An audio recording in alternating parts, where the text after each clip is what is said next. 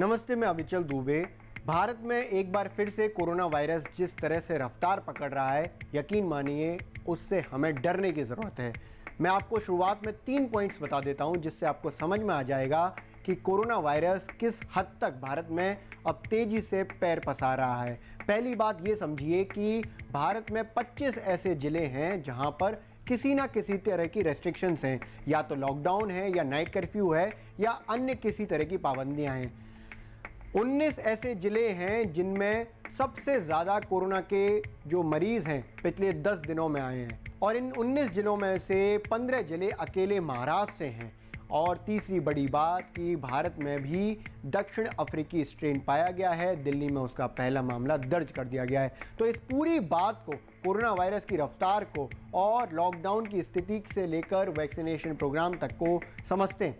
तो ज़रा इन 3 पॉइंट्स को समझते हैं। सबसे पहले तो महाराष्ट्र की जो स्थिति है वो बहुत ख़राब है। महाराष्ट्र की जो स्थिति बता रही है उसमें हम देख रहे हैं कि जो कोरोना के मामले हैं वो भारत में सबसे ज़्यादा महाराष्ट्र से आ रहे हैं। अगर इसको बिग पिक्चर में आप समझेंगे तो देश के करीब 50 से 60% मामले महाराष्ट्र से ही आ रहे हैं। मंगलवार को जो लेटेस्ट डाटा आया है उसमें पता चलता है कि करीब 18,000, अगर मैं आपको नंबर्स में बताऊं तो 17,864 मामले बीते 24 घंटे में महाराष्ट्र से दर्ज किए गए हैं। इसके साथ ही 87 लोगों की मौत महाराष्ट्र में हो गई है बीते 24 घंटे में, जो कोरोना से हुई है। केंद्र सरकार की टीम ने महाराष्ट्र में विजिट कर अब ये साफ कर दिया है कि महाराष्ट्र में दूसरी वेव की शुरुआत हो चुकी है। साथ ही रिपोर्ट में कहा गया है कि मरीजों का पता लगाना, जांच करना, उन्हें लोगों के संपर्क से अलग करना ये अब ज़रूरी हो गया है। इसको सक्रिय प्रयास में शामिल करना चाहिए। साथ ही ग्रामीण एवं शहरी क्षेत्रों में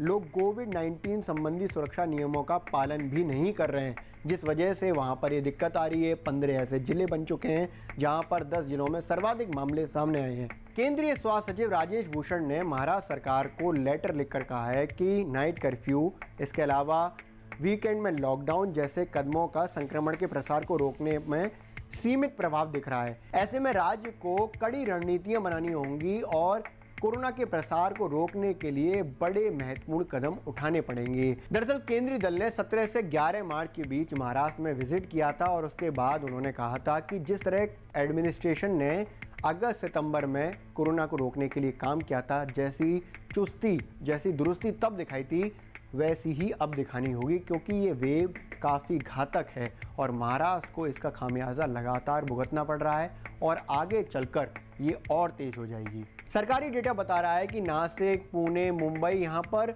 बीते 10 दिनों से 1000 से ज़्यादा मामले कोरोना के मिल रहे हैं, जो केंद्रीय दल गया था। इसके अलावा जो रिपोर्ट्स आई हैं उसमें साफ कहा गया है कि वहाँ पर आइसोलेट करना या फिर मरीज़ को ट्रैक करना, ये सब कदम बहुत ही लिमिटेड हो रहे हैं, जिसके कारण अब इस तरह की जो स्थिति है वो ख़राब होती जा रही है। बीते 10 दिनों में जो 19 जिले ट्रैक किए गए हैं जहां पर सर्वाधिक कोरोना के मामले पाए जा रहे हैं, उनमें से 15 जिले महाराष्ट्र से हैं। जैसा कि मैंने पहले भी आपको बताया, ये जिले हैं पुणे, नागपुर, मुंबई, ठाणे, नासिक, औरंगाबाद, जलगांव, अमरावती, अहमदनगर, यवतमाल, अकोला, बुल्ढाना, नांदेड़, वर्धा। ये वो जिले हैं जहां पर कोरोना के सर्वाधिक मामले पाए जा रहे हैं। इसके अलावा एक और ख़राब खबर है, वो ये है कि भारत में दक्षिण अफ्रीकी स्ट्रेन का एक मामला सामने आ गया। ये पहला मामला है। 33 वर्षीय एक व्यक्ति को LNJP अस्पताल दिल्ली में भर्ती कराया गया था 1 हफ्ते पहले, और अब ये कंफर्म हो चुका है कि उनके अंदर दक्षिण अफ्रीकी स्ट्रेन है। ये दक्षिण अफ्रीकी स्ट्रेन काफ़ी घातक है। कई सारी जो वैक्सीन है इस पर काम भी नहीं कर रही थी। अब पूरे देश में लॉकडाउन, नाइट कर्फ्यू और पाबंदियों की बात करें तो करीब 25 जिले ऐसे मैंने आपको बताए जहाँ पर इस तरह की गतिविधियां शुरू कर दी गई हैं। नागपुर देश का पहला ऐसा जिला है जहां पर साल भर बाद पूर्णतः लॉकडाउन लगाया गया है। 15 से 21 मार्च का लॉकडाउन नागपुर शहर में है और एक काफ़ी सख्त लॉकडाउन है। इसके अलावा जैसा कि महाराष्ट्र की स्थिति सबसे ज़्यादा ख़राब है, तो वहाँ पर कई सारे ज़िले हैं जहाँ पर आंशिक रूप से लॉकडाउन या फिर नाइट कर्फ्यू लगाया गया है।